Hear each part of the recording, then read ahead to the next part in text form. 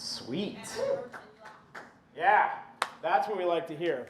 Anybody else have kind of an amazing shout out? Yes. Everyone is awesome today. Everyone is awesome. And yeah.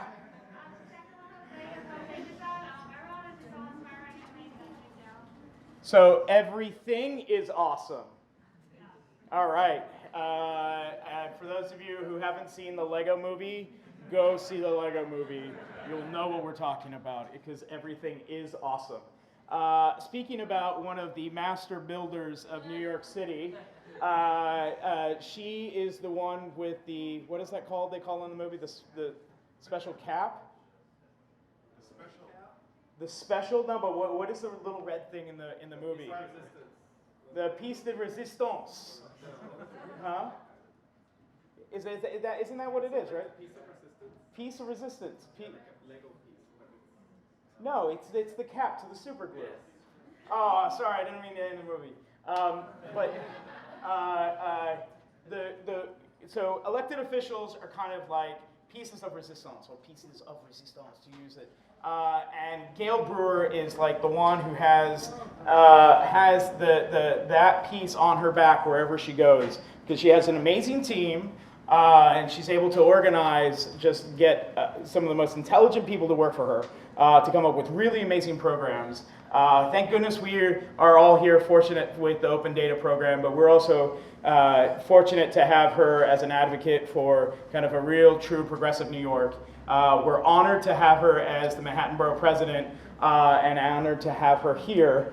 I like to call her the fairy godmother of Open Data. She hates it. She hates all these things. But it's true. Like, I think what's amazing about Gale and the whole class of older brothers and sisters that came before us, because we're relatively new, right? Not just because of our age, but kind of the concepts that we have around digital is that Gale and her peers, our older brothers and sisters, really paved the way. They didn't know what they could do with digital, but they knew that it could happen. Right? They knew that there would be younger brothers and sisters that would come along that would figure out what to do with the data. And so it's a real honor and a pleasure to have Gale as one of the municipal leaders, one of the open data leaders, and so we're now going to have her come up and say a few words. So, no, thank you. Thank you very much, Noel, and I am indebted to him on so many different levels, but I am so honored to be here today. And the reason I got started in this issue of open data is that I actually worked for Mayor Dinkins, and at that time, mid-1990s, early 1990s, and there wasn't any way of communicating, so we got IBM, I remember, to put 2 kiosks in front of City Hall. We had to do it temporarily because otherwise the public, whatever the agency is that makes sure that you stay landmarked, you have to be temporary. So we got 2 temporary kiosks. They weren't temporary, but we pretended they were temporary in order to satisfy the rules. And we put 2 kiosks that IBM paid for in front of City Hall that told the public what was going on at City Hall, because you had no idea what hearings were taking place, what events, and then it also talked about what was going on in the neighborhood. Because I've always believed that public information from government is a right of the public, but actually government information has always been quite concealed. I worked for John Lindsay, so I've been around for a long time. Some of you might remember that he was mayor 100 years ago. And so, so I've always been on the inside, except for some years working in the private sector. So I've always known of all this information that's available, but if you talk to the public, they had no idea. So I remember getting elected to the city council in the 2000, right after 2002 was when we came in. And a few years later, this guy named de Blasio decided to run for speaker against this woman named Quinn. And so I supported the loser. His name was de Blasio. And I was the main person supporting him. So I got as a conciliation prize, the technology committee, because it was not considered a good committee. It was considered a bad committee compared to housing and health and so on. So here I am, chair of the technology committee. I knew quite a bit about open data at that point because I had spent the last 10 years pushing city agencies to open up. I'd had tons of meetings way before the net was so popular, as you can imagine. So I've always been the one pushing to get the data open. So right here I am, chair of the technology, a bad committee. And thanks to Noel and many of you in this room, and really a posse of not only open data experts, but people who cared about government being open, like NIPERG, like John Keeney and many others, we banded together. We went around the city talking about broadband. Nobody knew really what it was. They just knew that they didn't have it. Whatever it was, they didn't have it. I remember going to Brooklyn, and we went to talk to some of the merchants and manufacturers in Sunset Park, and the older people said, we don't need it. We don't know what it is, but we don't want it. And meanwhile, of course, the copper wires, whenever it rained in that area, were underwater and didn't work at all. So these were the old days in technology terms. So fast forward to more recently, and de Blasio leaves to become public advocate. I swear to God, he only came to the technology meetings once in a while because he was on that committee. He would come for 5 minutes, make a statement, and leave. And I was always the one carrying on with that committee. But fast forward to more recently, when we passed two things. One is all city meetings now have to be webcast where there is a board. So that's like, Landmarks Preservation Commission, Economic Development Corporation.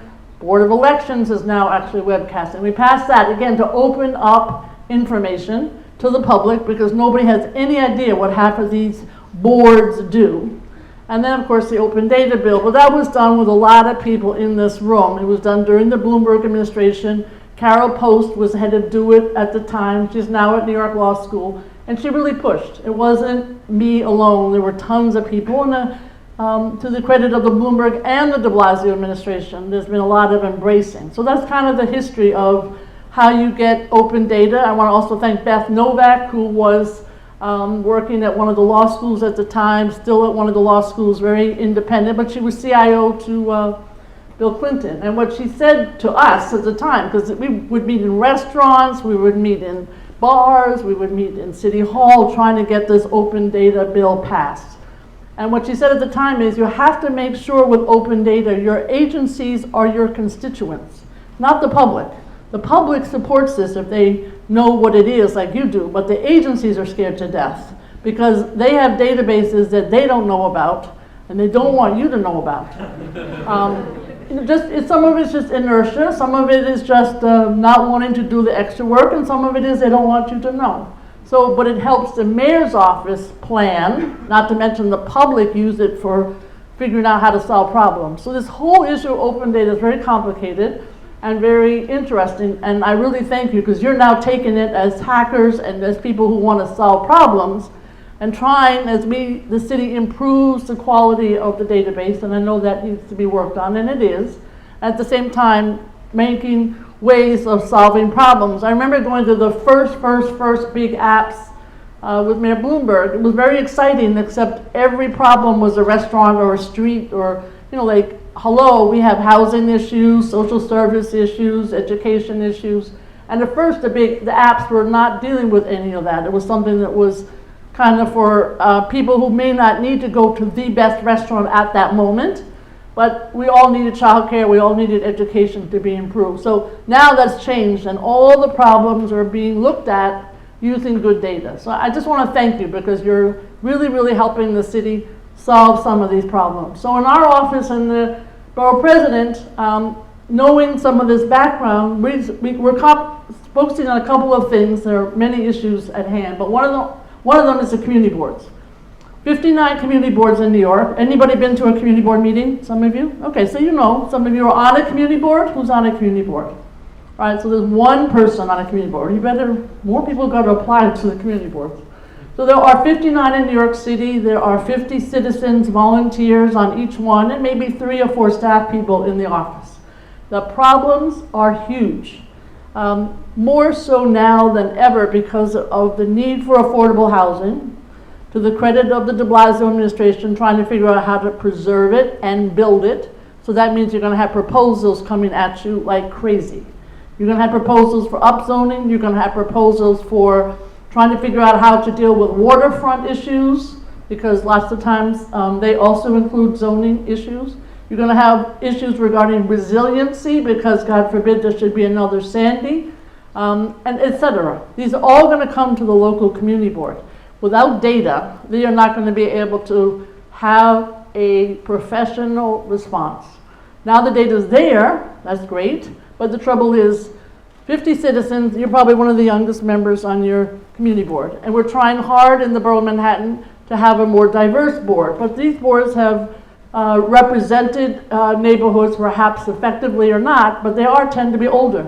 There is a real disconnect, in my opinion, between the boards and using data effectively. So what we did in the Manhattan Borough President's office is a couple of things. First, we put the application online. It had never been online before. It was paper, paper, and more paper. So the first time we had, this time in 2015, we've been in office a year, we had about almost 800, 750 applications come in, and there are just 12 boards in Manhattan. So it's a very large number. 87% came in online, and then the balance came in on paper. And that's a good thing, because now more people, diverse, are applying. Second thing we did was, thanks to Alden Bonilla, who was the deputy borough president, former dean at CUNY, we took all the information about who applied, because now we can figure it out. Who's from a union? Who lives in the New York City Housing Authority? What's your demographic? Where do you live in that community board area? Are you a young person? I'll talk more about that. Male, female, etc. Put all of that on a pie chart, etc. I put it up on the web. So now every community board knows, obviously not names, but the demographics and information about who applied to their board. Never been done before in the history of New York. And the second thing we did was something that is important to me. I teach at Hunter College for many years. I've had hundreds and hundreds and hundreds of interns. I really have a lot of respect for young people. When I was in the council, I had a really stupid idea, which is that 16 and 17-year-olds should be able to vote in city elections. Well, the young people loved it, but the adults did not like it. So it didn't pass. I said, okay, all right, but at least 16 and 17-year-olds should be able to be on community boards.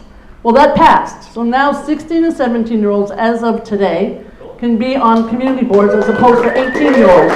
It's a big deal. So, because you know that we all hear, we talk, you know, if you get involved earlier, more people will participate.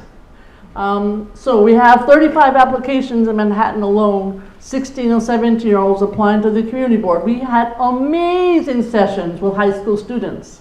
We had 4 sessions, 50 or 60 people showed up at each one. Never before had they been interested in showing up at a community board session, but now they have a chance to be a real participant. And actually there was a vacancy in Board 3, which is on the Lower East Side, and a young 16-year-old is on. She could be 40. She could run the entire hackathon, because there are plenty of 16 and 17-year-olds who could do this. So, so in terms of community boards, now what's the goal? Now that we have a more robust system, we're going to interview in a group sessions, almost 800 people applying. We did it before, we'll do it again. And then we, you know, with an independent panel, we make suggestions and hopefully look to see what the demographics of the area are, and then have a board that matches the demographics of the area. That's never been done before. But what we don't have yet is the data. We're working on it. And so we started with working with the City University of New York. Anybody here a graduate of CUNY? Oh, good. Yay, CUNY.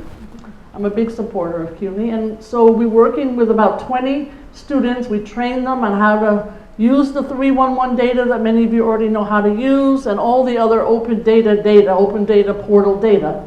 And they've now been working with the community boards, trying to get them, the 12 in Manhattan, to be able to do what I would like, which is a map with data on it that could be used at the committee meetings as well as the full board meetings. Because when those developers come in, They have that data. They know exactly what their market share is. They want condo, condo, condo, condo, and they'll stick in a few units of affordable housing if they have to. That is not what I want, and I don't think that's what you want.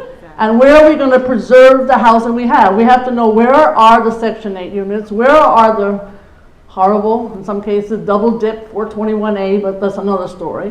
Where are the NYCHA units? Where are the rent control versus rent stabilized, etc. All of that data is available, but not on a map and not easily sought and seen by the public. Might be that you could spend some time doing it on your PC, but the public doesn't have it and they can't manipulate it and work at it at a meeting. So when the developer comes in and says, you have to do this, you can say, no, that's actually, that building is 100% rent stabilized and it is not available for you to tear down. So you get the picture, but you gotta have the data to be able to do it. So we're working with the students, we've got some foundation funding, and my goal is to have this kind of data visual for the public that can be used, updated, etc. For the public. So I just mentioned the community boards are the focus for us in the office, and certainly welcome. I know that thanks to Noel, who's got a fellowship, he's going to be coming up with some ideas to work with us on this project. It's more challenging than you can imagine. It is not a 1, 2, 3, because you have people who have never used the data before. It's a very small office, and they are swamped with the noise complaints and the liquor, extra applications and all the people calling in with their different issues. And they have to have board meetings and committee meetings and agendas and invite speakers and so on. So also meet once a month with all the agencies. So you can see it has lots of repercussions in terms of actually getting the job done. So I just want to mention that's something that we're working on. Second are the schools. About 1,400 school buildings in New York City, as you probably know, and 1.4 or more million students. The issue here, and I've been working on this for a long time, is how do you actually get the teachers, train the students, enough software and hardware, and then the issue that people don't like to talk about is how fast is that data coming into that school? Or more importantly, how slowly is that data coming into that school? You now have high schools and even middle schools and sometimes elementary schools, but high schools, you could have 5 or 6 schools in one building. Because as you know, a lot of the big high schools were shut down. Brandeis has 5, I think. I think King might have 6 now, just to give an example of some numbers. So you've got all of these schools using the same infrastructure that has been there before, so when you send people out to do videos as part of the history of the neighborhood, it's very slow coming back in.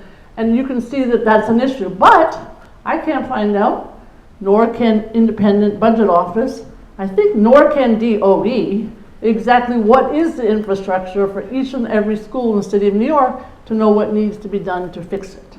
So you can see that's a problem. Second issue is the E-rate. E-rate, as you know, is the federal program for schools that have low-income students. They pay for connections in some of the classrooms, not in the cafeteria, not in the hallway, not in the teacher's room. And so how you make sure that there's enough E-rate and it's in all the different locations, or enough connectivity in the different locations, is another challenge. At one point we were excited to have the libraries and the schools to be like hot spots through the neighborhood so we could have free connectivity. Well, then FCC told me a few years ago, this might have changed more recently. Gale, great idea. You just messed with that E-rate. You're not going to have any with the libraries or the schools. So that was the end of that idea. Now, it might have changed a little bit in Washington, but that was what we were told about 6 or 7 years ago. And the libraries are trying to become more of a hotspot. Libraries are really important to this discussion, but the libraries have to be open in order to use all this connectivity. Don't forget, the libraries still don't have enough money to really be open 6 days a week, although it says that on paper. It's not really 6 days a week. 1 to 5 o'clock in the afternoon is not 6 days a week. So the libraries have done a lot in terms of laptops and so on, but again, not the kind of robust connectivity and robust applications of technology that I would like to see. But the schools have, I know Microsoft is doing some work with them that the speaker, Mark Viverito, announced recently. Thank you, John, and everybody else. But the issue is, how do you have the training, how do you have the connectivity, and how do you have the devices and the software, that it becomes very pro forma for the schools. And that's still a big challenge. I mean, the Office of Management and Budget, OMB, will not allow your capital money that the council and the borough president allocate to be able to use for anything but a networked system. So that means the laptops, iPads, can't use that money for that. So that schools have to pay for that themselves. Now sometimes the charter schools, I'm not going to get into a charter school discussion because I might lose it. The charter schools can pay, but the traditional public schools cannot. So you have a situation where you get the charter schools with the laptops and the iPads and the regular school not. These are all the issues that we're dealing with the schools. And of course, sometimes they have older equipment that's not working. Same thing with senior centers. The seniors have been in the past some of the fastest growing populations who want to be online, but a lot of the actual hardware in the senior centers is not working. So there's lots of good things because people are excited, they want to use the data, but we have some challenges just in terms of making it faster and making it something that people understand needs to be requested. So I'm here to say thank you for all the work that you're doing, because your push, your interest is obviously changing for the schools and the community boards and the centers and all of government, making a difference. Because I always say we don't use technology for technology's sake. We use technology to solve problems. And that's what's so exciting about the open data portal, so exciting about what you're doing. And let's hope that we do solve some problems, because God knows we have enough of them. Thank you, Noel, and thank you everybody for being here today.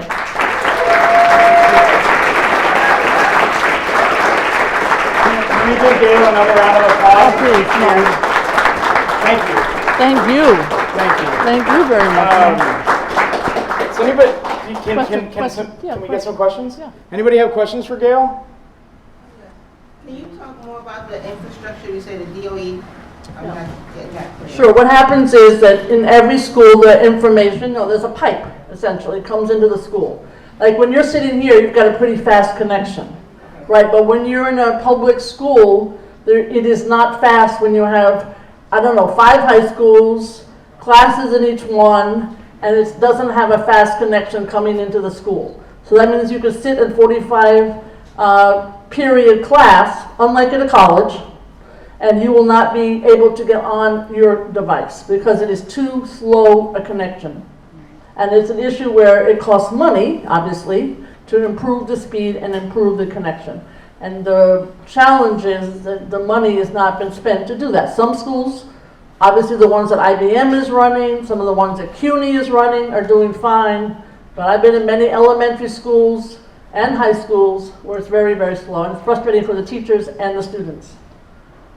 So you talked a lot about the education and the education gap between the charter schools and the public schools. One of the things that the Blasio administration rolled out was important schools out of New York City initiative. And my understanding is that the Department of Youth and Community Development is using vendors to deliver those programming.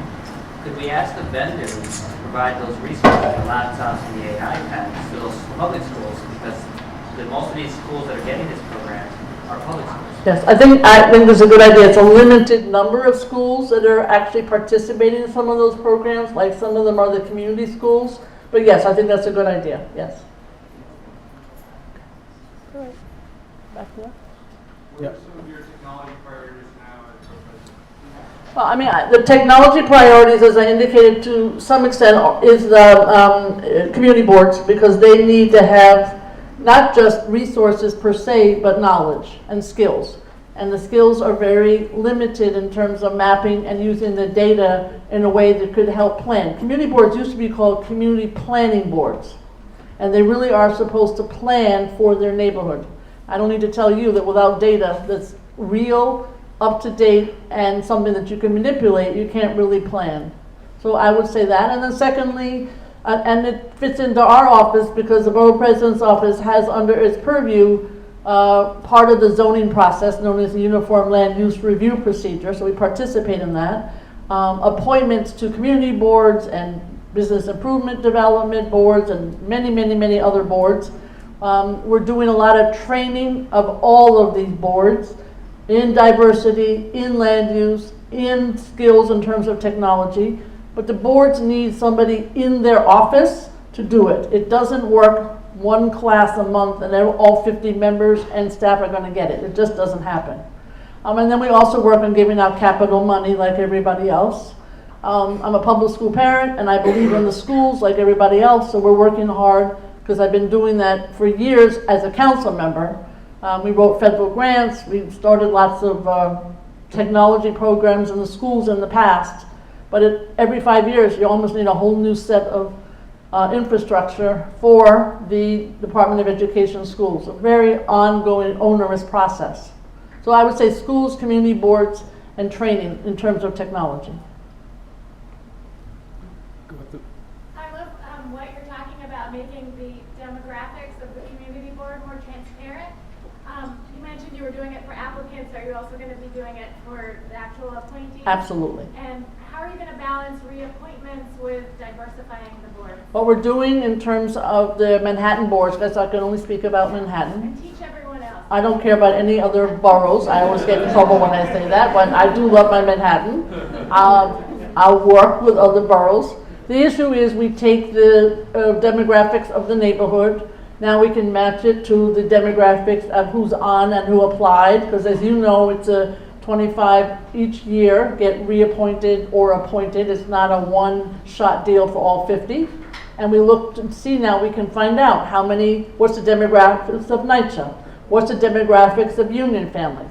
What's the demographics of older and younger? Now we actually know what it is currently and how it matches up to the appointments and who's on the board. That's all up on our website too. So we can actually do some matching, which we could never do before. So my question is, with the diversification of the community boards, how we use data or technology to hold them accountable and also give guidance, because there's a lot of boards that honestly don't have a clue of what they should be doing. Right. Well, Manhattan boards better have a clue as to what they should be doing. The answer is boards are just like any other government body. You hope that once they have the data, and even now in some cases, that when a proposal of a huge development or small development, upzoning in particular, comes to them, that they have more professional information to be able to say that this is a kind of resiliency, mixture of economics that we want in our new development. This is how we want it to be environmentally correct. You know, you have a whole new set of information. In the past, and I've seen this, the boards they're at a disadvantage in some cases, and they do not have the expertise to be able to counter what is also brought to the plate. The other thing is, once a month, all the agencies in the neighborhood, sanitation, police, fire, health, come to meet with the district manager. I've seen it many times. Station. So then they could say, listen, this is where the mold situation is, and it's really intense. It's not just that we've gotten complaints. Here is the information. Here is the data. It's a very different kind of discussion. And I'm hoping, to answer your question about making people accountable, that when they have the data, they brought it to the agency's attention, that the boards and the community will be transparent about it, but also push to get the problem fixed. Like all of us, we're supposed to be at the behest. We work for the people. We want to get their problem solved. Great. I think that's it. You have one from Nick O'Brien. Oh no, that's scary. What are your top priorities for data that the city should release in the future? Well, you probably know better, Nick, as to all that you have. I do think that this affordable housing issue is something, to the credit of the mayor, that's the top focus. And I don't know that we know in every single neighborhood what is there. What are the Section 8s that could become, this is getting into the weeds, as they say, but what Section 8 units are going to be timed out, what kind of J51, 421A programs are going to be timed out, etc. What kind of rent stabilization based on the fact that somebody's income is going up will be timed out, and so on. Because in Manhattan in particular, we were an early user of a lot of these programs. And 30 years goes really quickly. So we could end up with a fewer number of affordable units on the preservation side. So I would say And then just to give an example, again, a little bit in the weeds, but for the future, some of the affordable units in some of these new buildings, and again, I'm not getting into all the specifics, some are permanent and some could be negotiated, which I don't like, at 30 years. So, okay, so if I know in my neighborhood that, I'm making this up, 500 units are gonna time out because of the way that the 421A, Section 8, et cetera, were written in the past, then I would certainly argue for permanent housing and would give me the emphasis to be able to do that, as opposed to a new 30-year program for affordable housing. So all of that is an example. So I would say the affordable housing data and its many complexities would be helpful. It's not a question, it's a suggestion, if I may say. Thank you very much for all your dedication and in technology. I am really speechless. There is any way we can host night to acknowledge to all No. Really? Host night? No. Yeah, to acknowledge her dedication in technology because she did a wonderful job and we are here, obviously. Thank you very We are much. benefiting Next. from her. Gail doesn't like awards. I don't. At some day, I hope that we can name an award in her Thank you. honor. But until she accepts that ability to do so, we will never be able to have the Gale Brewer Civic Hacker I Award. remember Regis, it wasn't him, it was ABC, but he, I guess retired from being Regis in Kelly. And so ABC called and said, can we put up a sign, on 67th Street in Columbus that says Regis, blah, blah, blah, blah. So I said, he has to be dead. Then you can put the sign up. Okay, Gail, thank you very much. Next. So we will all, within our hearts, carry the Gale Brewer Civic Hacker Award for everything that we do. We just have to own it within our hearts. So please, let's give another round of tremendous applause for Gale Brewer. So we hope to have her at at all of these events, and this is how we thank her. We bring her to the community, and she's very gracious, and she sends her staff. And she opens up doors for us in ways that very few other elected officials because they don't understand it yet. She opens the doors and says, listen to these fucking people. They get it.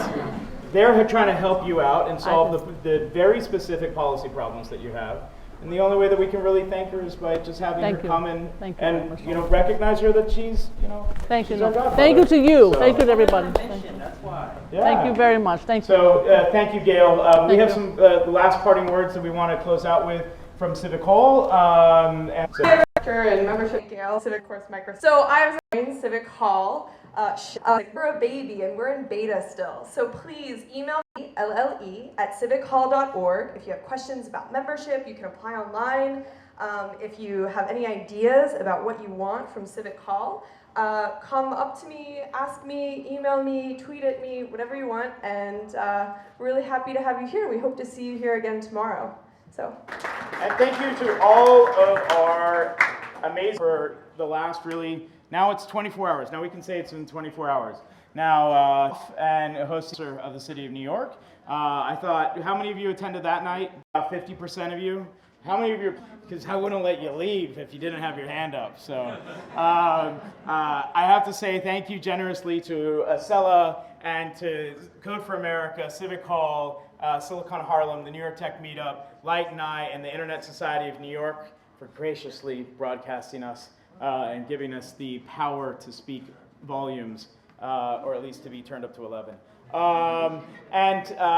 With that, I have to say, you should be slowly getting an email message from me. It was dispatched by MailChimp, so I don't know how long it's going to take between the time period that I hit go to you. So tomorrow we're going to start at 11, right, Terrence? Yes, sir. Okay, great. And Lauren, what time is the food getting here?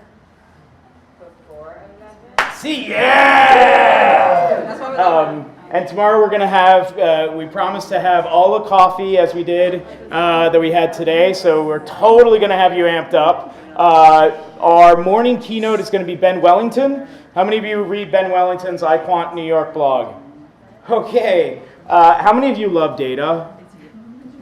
Okay, so if you want a sneak preview of what Ben is going to be talking about, he writes this magical, fantastic blog. Really, it's this beautiful narrative of kind of like telling data stories here in New York City. And so he's going to tell some of them tomorrow morning. And then afterward, we have another elected official, City Council member Ben Kalos, is going to be coming and hosting in this boardroom. He's going to host a 45-minute long to an hour town hall session. It's a civic hacker town hall. He's a civic hacker. He's hacking City Hall. So come interface with him, give him new ideas. A number of pieces of legislation that he introduced last year came from this particular community. He helped us to get 2 pieces of legislation passed next year. We hope to get more things done with him and his leadership. He is the chairperson of the operations committee, which means that he oversees the nuts and bolts of how the city's operating. So he's a really important ally to have. It's a really generous offer that he's coming in here to have a conversation with us, open-ended. It'll be live streamed by the Internet Society of New York. So once again, come here at 11. 45. No, we're going to still be setting up. So be here at 11. We're going to kick things off at 11:30. So be here bright and early. Please, please, let's give our sponsors once again a round of applause. Thank you. And I want to thank all of the volunteers who have helped put on today. We wouldn't be able to do it without their help. So thank you, volunteers. Thank you, Lauren. Thank you, Terrence. Thank you, Haley. Thank you, Nathan. The 4 of you have helped pioneer this day into an amazing way. And thank you for the Beta NYC members who've all stepped up to volunteer. We couldn't have done this day without you.